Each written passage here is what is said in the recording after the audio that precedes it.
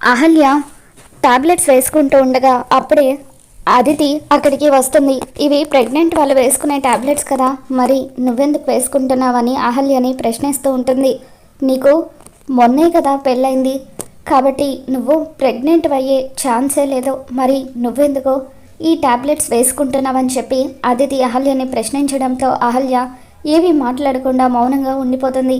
ఇప్పుడు ఈ విషయాన్ని ఇంట్లో వాళ్ళందరి ముందు బయట పెడతానంటూ అదితి ఆంటీ, అంకుల్, బామ్మ అందరూ రండి అని చెప్పి గట్టి గట్టిగా అరవడంతో ఇంట్లో ఉన్న వాళ్ళందరూ కూడా హాల్లోకి వస్తారు.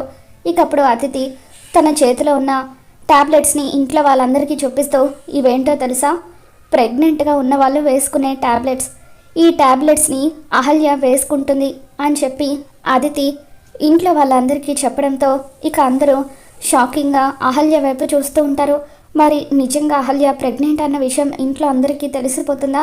మరి అహల్య కడుపులో పెరుగుతుంది ఇంద్రబిడ్డ అన్న విషయం బయటపడితే ఏం జరగబోతుందో మళ్ళీ మన ఛానల్ తెలుసుకుందాం. ఈ వీడియో మీకు నచ్చినట్లయితే తప్పకుండా లైక్ చేయండి.